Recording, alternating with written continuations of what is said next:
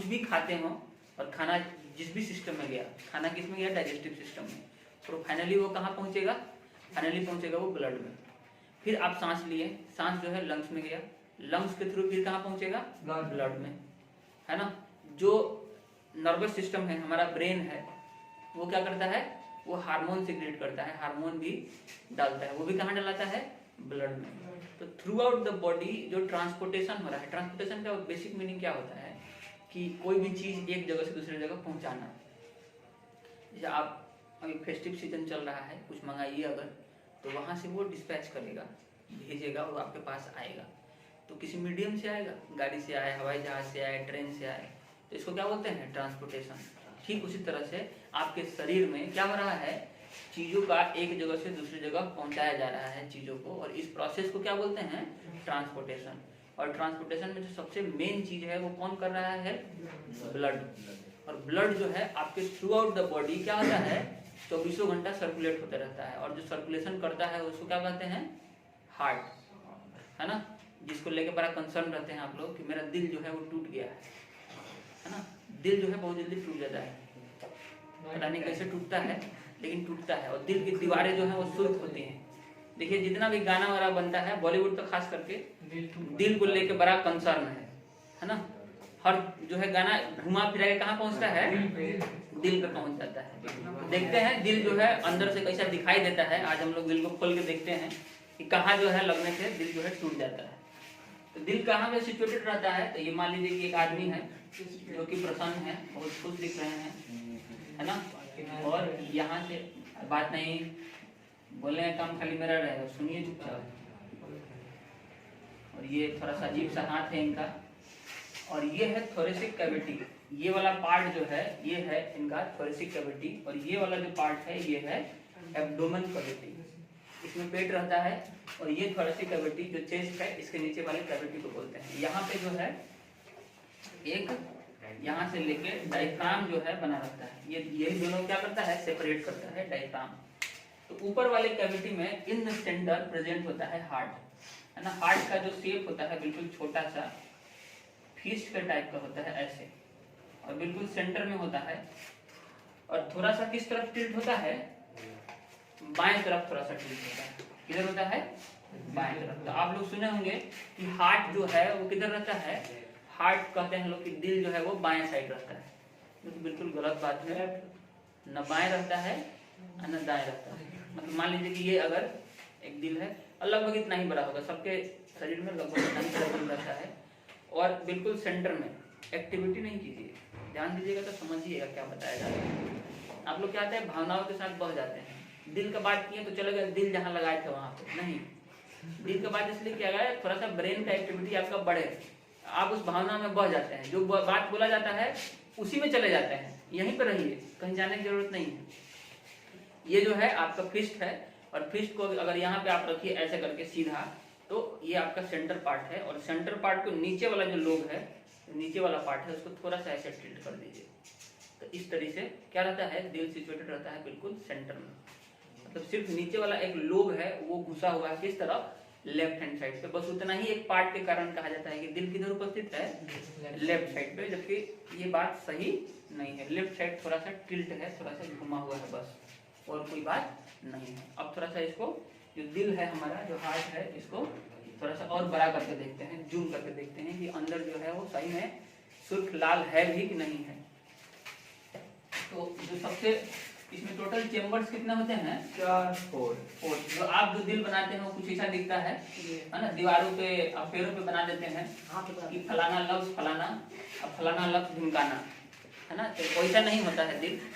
दिल जो है, दिल मत बोलिए, हार्ट बोलिए। दिल से प्रॉब्लम हो जा रहा है, टूट गया है, दिल टूट गया है, दिल टूटना नहीं चाहिए। हार्ट होता है। देखिए ये है आपका एक्चुअल हार्ट। और अगर कहें तो ये भी हम कह रहे हैं कि क्या, कि एक फ्रेमवर्क ले रहे हैं। फ्रेम एक्चुअली में हार्ट देखिएगा तो बहुत कॉम्प्लिकेटेड होता है। आप जैसा चाहें तो देख सकते हैं इंटरनेट पर डाल के, थोड़ा सा कॉम्प्लिकेटेड होता है हार्ट, बट इसमें चेम्बर्स के आधार पे समझाने का हम प्रयास कर रहे हैं। इनका हाथ हटा देते हैं हम, और ये है आपका हार्ट। एक्चुअल में कुछ ऐसा दिखता है, ऊपर वाला पार्ट थोड़ा और छोटा होता है, थोड़ा सा बड़ा करके हम दिखा रहे हैं ताकि समझ में आए। टोटल चेम्बर्स कितने हैं, बात नहीं कीजिए, बोले हैं सिर्फ सुनिए। टोटल चेम्बर्स कितने होते हैं जिसमें चार चेम्बर होते हैं, और चारों चेम्बर में दो पार्ट में बटे होते हैं। ऊपर वाला पार्ट कहलाता है ऑरिकल, नीचे वाला पार्ट कहलाता है वेंट्रिकल। ऊपर वाला क्या कहलाएगा, ऑरिकल, नीचे वाला क्या कहलाएगा, वेंट्रिकल। क्लियर है, ऊपर वाला ऑरिकल, नीचे वाला वेंट्रिकल।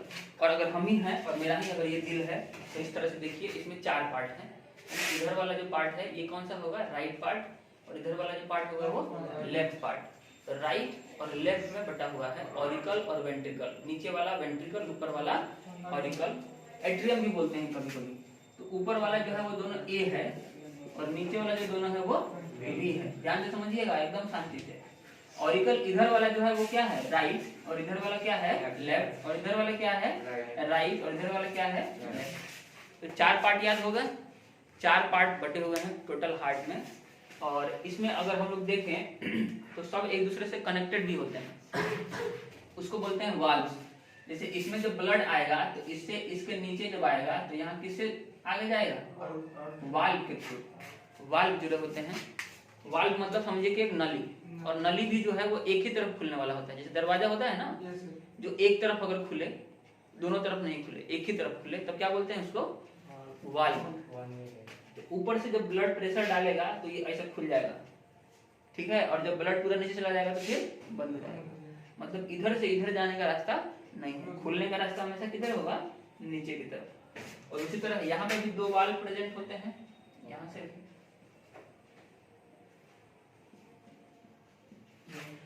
देखिए, लेफ्ट एट्रियम और लेफ्ट वेंट्रिकल के बीच में जो वाल्व होता है उसको क्या बोलते हैं, उसको कहते हैं बाइकस्पिड वाल्व।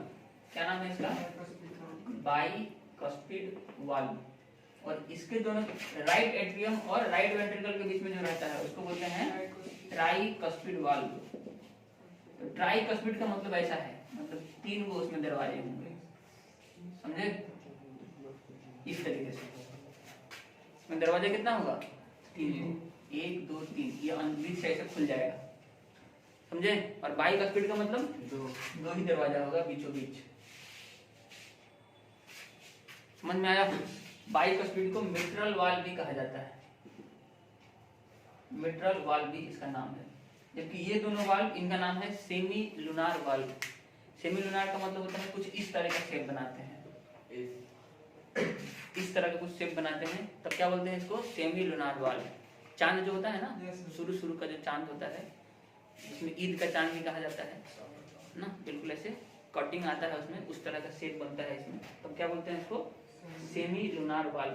तो तीनों का नाम याद रखना है, एक का नाम है सेमी लूनार वाल्व, तो बाकी दो का ट्राइकस्पिड और बाइकस्पिड वाल्व। इससे ज्यादा आपके लेवल पर नहीं पूछा जाएगा। 11th-12th में आएगा तो और डिटेल में बात करेंगे अगर आप बायोलॉजी लिए तो।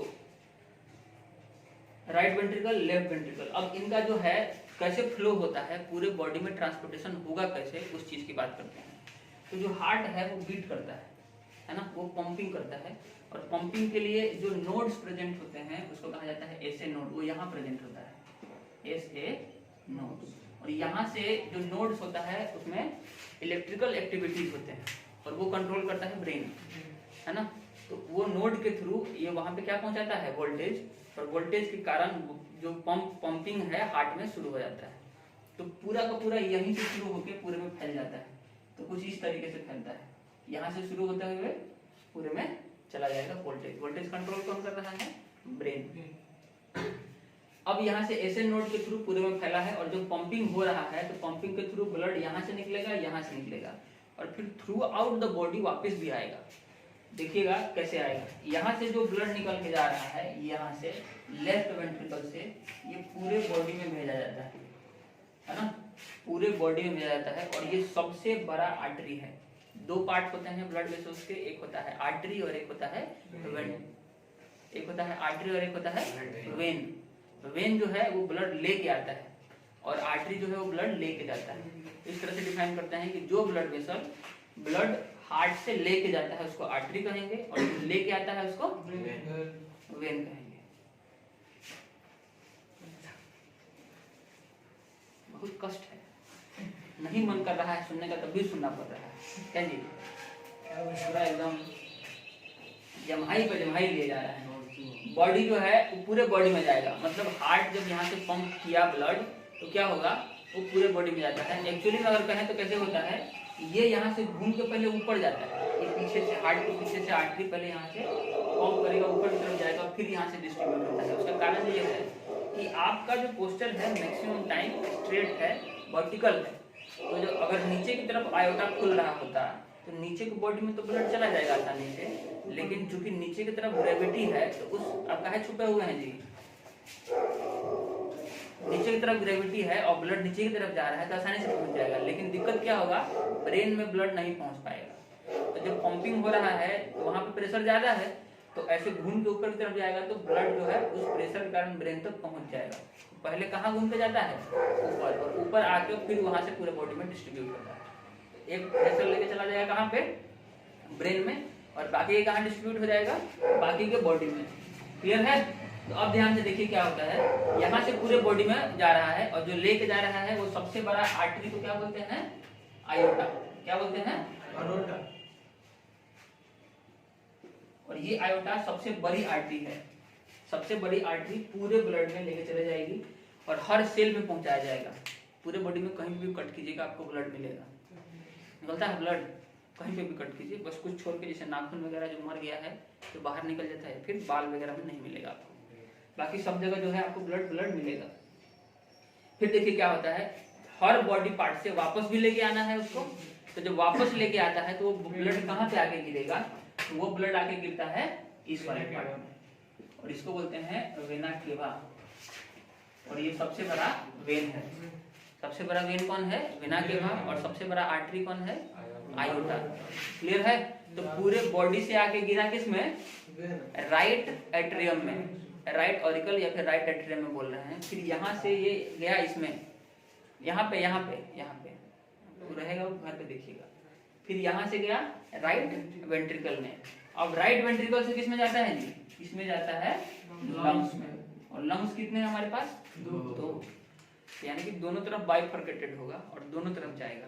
अब याद कीजिए, पूरे बॉडी से जो ब्लड लेके आया गया है उसमें CO2 की मात्रा ज्यादा होगी ज्यादा, क्योंकि हर सेल काम करके CO2 किसमें डाल दिया है, ब्लड में।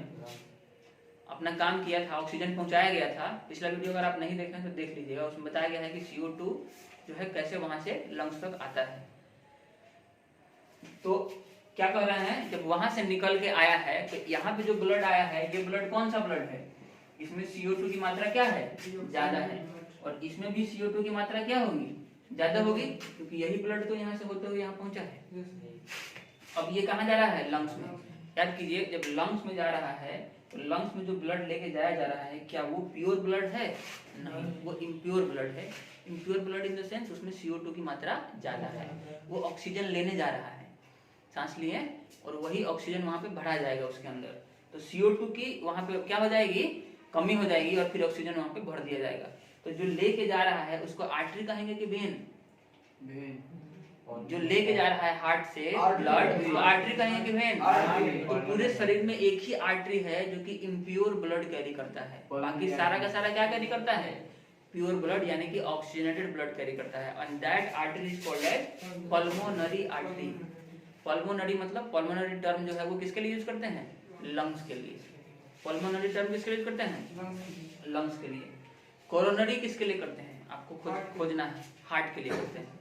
कोरोनरी टर्म किसके लिए यूज करते हैं, हार्ट के लिए। तो हार्ट में जो ब्लड वेसल जाता है वो क्या है, कोरोनरी आर्टरी लेके जाता है, और उसमें जब ब्लॉकेज होता है तो हार्ट अटैक होता है। आया समझ में? अब ध्यान से देखिए, अब CO2 जो है यहाँ तक पहुंच गया है लंग्स तक, और लंग्स तक जब पहुंचा है तो क्या होगा, उसमें ऑक्सीजन भर गया है अब, और जब इसमें ऑक्सीजन भर जाएगा तब ये कहाँ लेके चला जाएगा, ये लेके चला जाएगा लेफ्ट एट्रियम में। वापिस ब्लड कहाँ चला गया, हार्ट में। हार्ट से निकला, ऑक्सीजन लिया लंग्स में, और वापिस कहाँ चला गया, हार्ट में। अब जो लेफ्ट एट्रियम में गया है ब्लड, उसमें क्या है, ऑक्सीजन है, इसमें ऑक्सीजन की मात्रा ज्यादा है, और वही इसमें से ब्लड कहाँ पहुंचेगा, लेफ्ट वेंट्रिकल में। और याद कीजिए, लेफ्ट वेंट्रिकल से ब्लड कहाँ पहुंचाया जा रहा था, पूरे बॉडी में, और उसमें क्या होगा, उसमें ऑक्सीजन की मात्रा ज्यादा होगी। तो पूरे बॉडी से कहाँ आ रहा है, हार्ट के किस पार्ट में? Right. राइट एट्रियम में। राइट एट्रियम से कहाँ जा रहा है? Right. राइट वेंट्रिकल से कहाँ जा रहा है? Lungs. लंग से कहाँ जा रहा है? लेफ्ट एट्रियम में। लेफ्ट एट्रियम से कहाँ जा रहा है? लेफ्ट वेंट्रिकल से कहाँ जा रहा है? Body. फिर बॉडी से कहाँ आएगा? Heart में। अरे समझ में आया? और ये जितना दिन आप जिंदा रहिएगा उतना दिन चलेगा, ये क्या करूँ, कभी बंद नहीं होता। 24 घंटे 24 and 7 hours through out your life आपका हार्ट जो है चलते रहेगा। जिस दिन बंद हुआ उस दिन राम नाम कैलकुलेट कर सकते हैं। समझ में आया? बिल्कुल कर सकते हैं, सब कुछ मैथमेटिक्स में हर चीज पॉसिबल है। एक बार कर बता। तो इस 2 बार के सर्कुलेशन के कारण ही इसका नाम क्या रखा गया है? Double circulation. 2 बार सर्कुलेट हो रहा है ब्लड, एक बार निकल के पूरे बॉडी में गया, फिर बॉडी से सर्कुलेट होके वापस आया हार्ट में, फिर हार्ट से निकल के गया लंग्स में, फिर लंग्स से वापस आया हार्ट में। 2 बार सर्कुलेट हो रहा है, that is why it is called as double circulation. तो यहाँ पे कहीं सुर्ख तो हम लोग को दिखा नहीं, पता नहीं दिल कैसे टूट जाता है लोगों का।